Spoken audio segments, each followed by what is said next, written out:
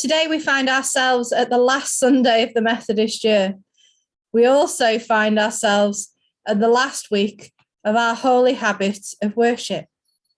I hope that during this time you've explored different ways to worship, looked at who worship is for, and the different ways that you can connect with God.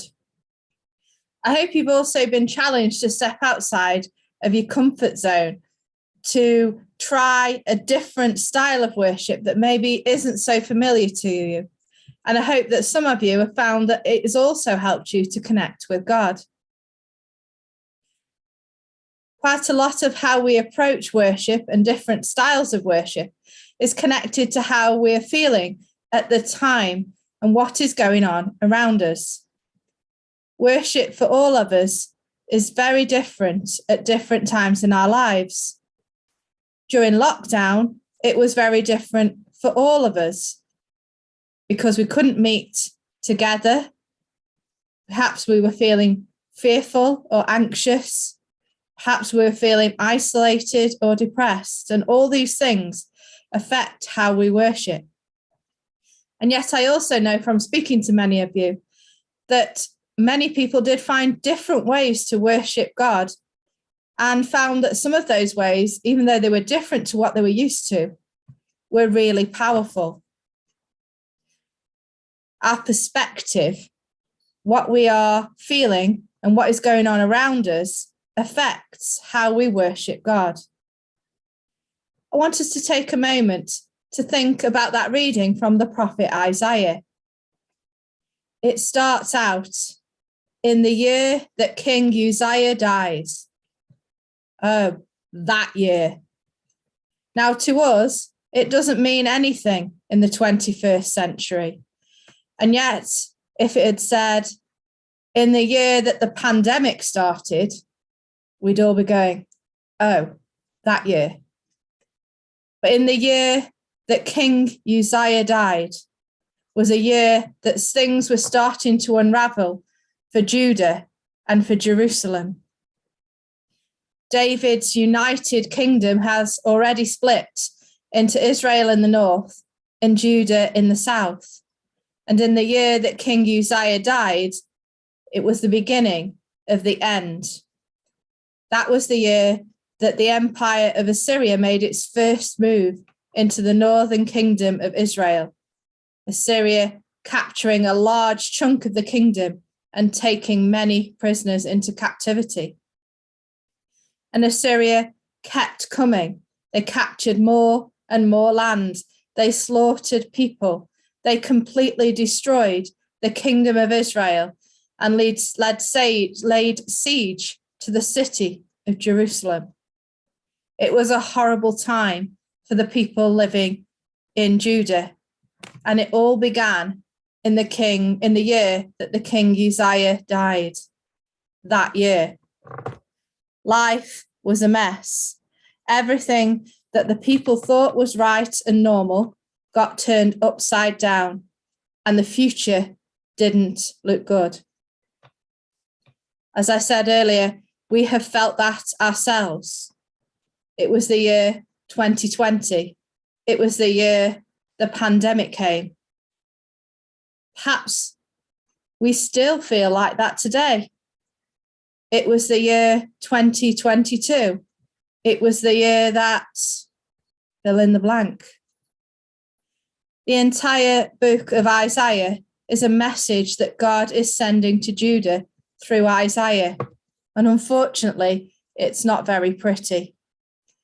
Here's a quick summary of what Isaiah's already said to Judah with his message from God.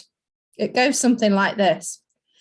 Okay, Judah, I've called you to be my people, to be a light to the nations.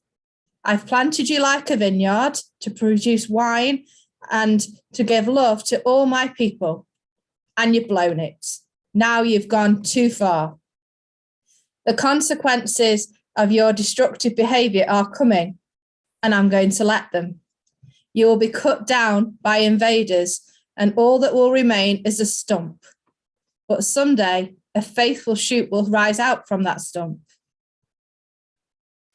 It's a harsh message, but it is because the people have forgotten who they are and what God has called them to be and do that they are getting such a message.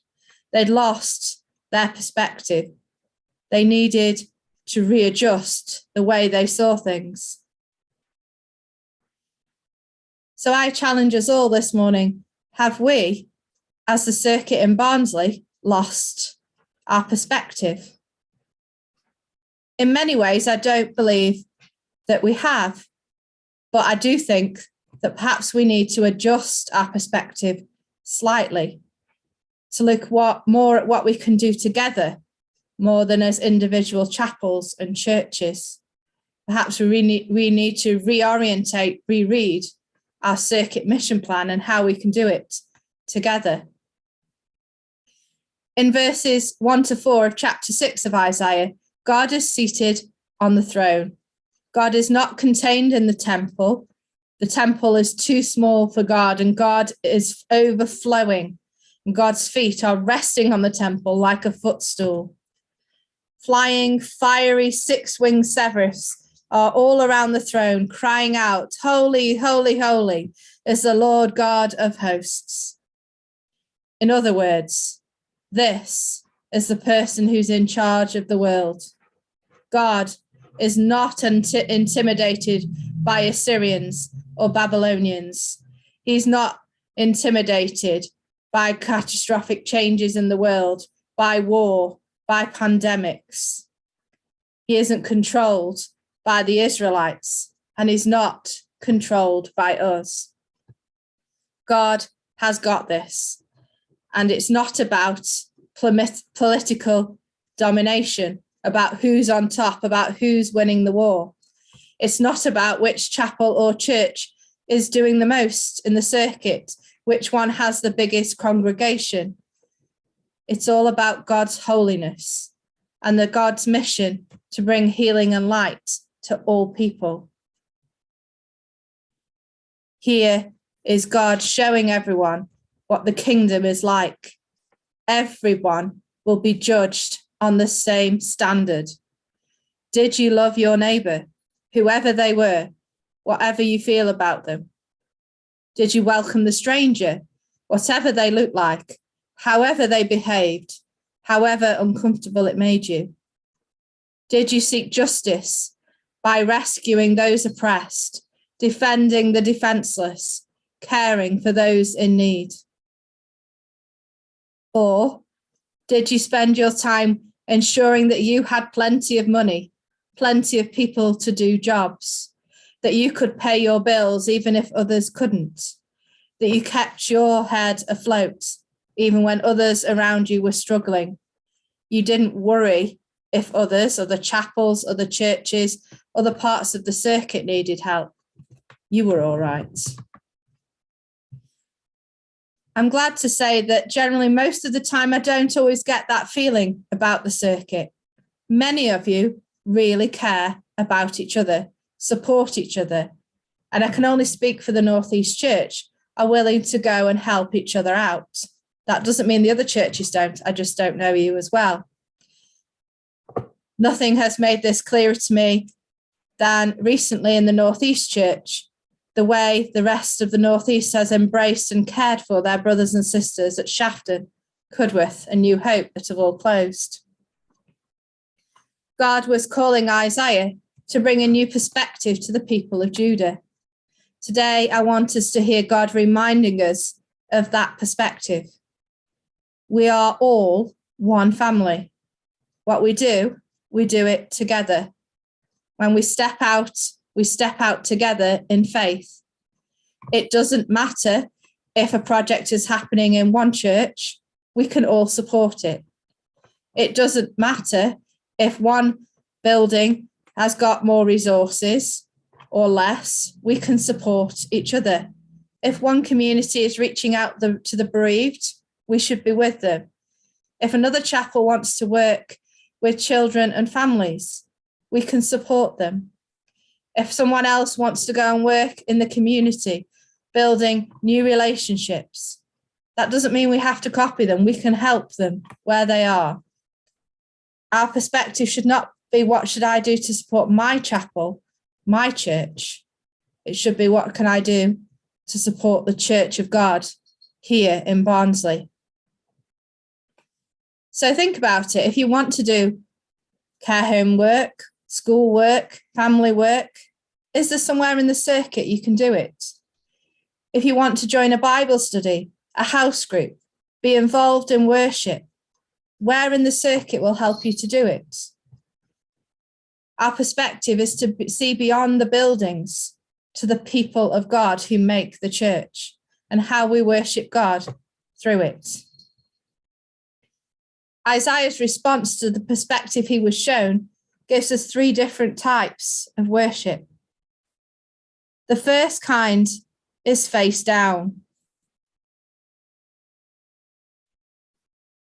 When Isaiah is confronted with the holiness of God and his perspective is changed, he cries out, "Woe is me, I am lost.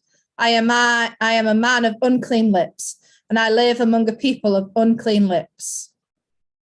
We might call this confession, repentance, remorse over the ways we have thought and acted. We put our faces down. The second is opening our hearts. One of the flying angels brings a burning coal from the altar and touches it to Isaiah's lips.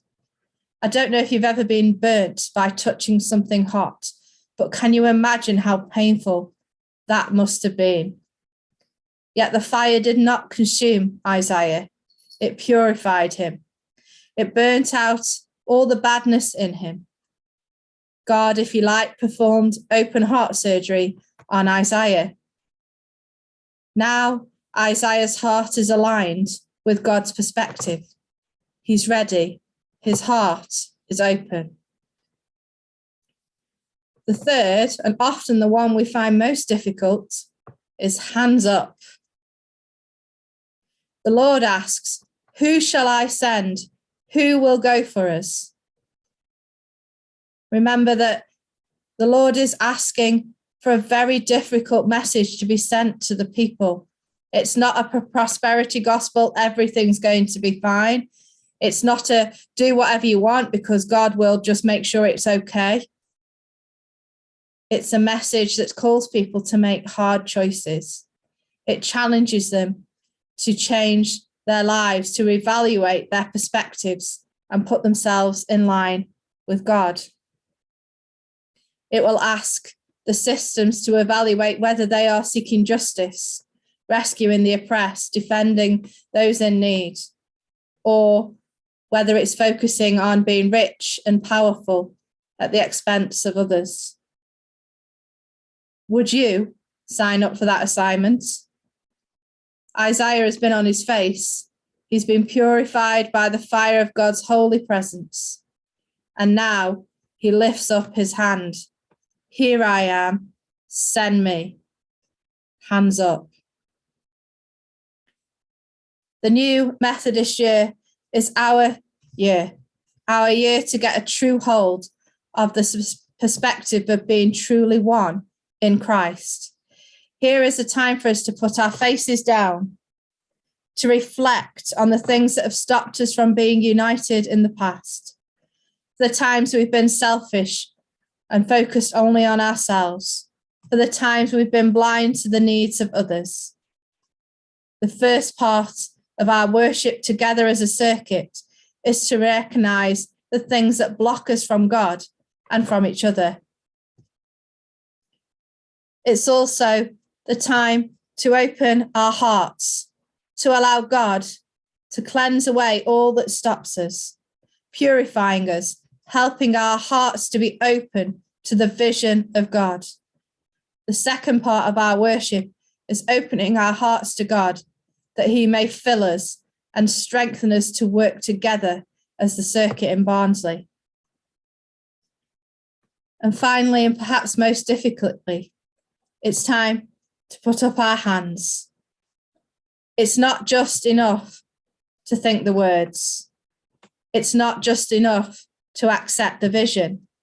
we need to be part of it. Worship isn't passive, it's active. God is calling each one of us to take part in the vision of Barnsley Circuit. If we are truly to worship, then we need to be ready to raise our hand and say yes. To say yes if you're asked to make coffee.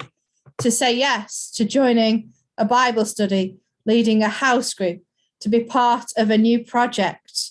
To say yes to volunteering in different places around the circuit. To say yes to being on the end of a phone. To say yes for praying for each other. We can all do something to be part of that vision together, and it takes all of us together. The third part of our worship is accepting what God is asking of us, then raising our hands together and saying, "Here we are, Lord, send us." My prayer for all of us in this circuit and beyond is that this story of Isaiah will help us to remember the bigger picture. We're not called to be individual chapels and churches in different areas, but one circuit, one kingdom of God here in this place. We're called to be the kingdom of God, which is to remember that we are blessed to be a blessing to all people. We are forgiven and set free by the King of Kings. We're called to be the salt of the earth, the light of the world.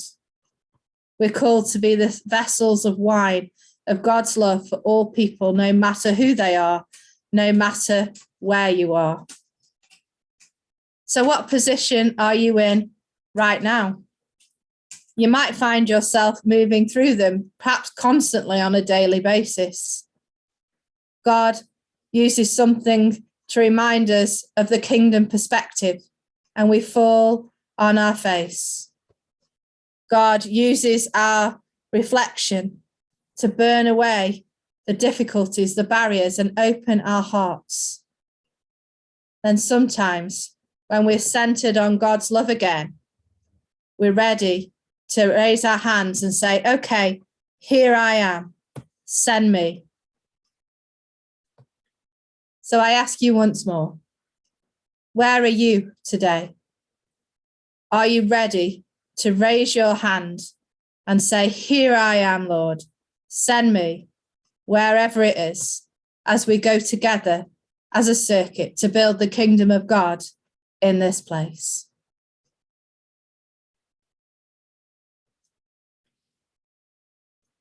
There's only really one hymn that could follow a message like that. And I understand if you find it difficult to sing, because the chorus says, "Here I am, Lord. I will go, Lord, if you need me. I will hold your people in my heart." To sing it and mean it is a powerful thing. But if you're ready to raise your hand, we sing together, "I, the Lord of sea and sky."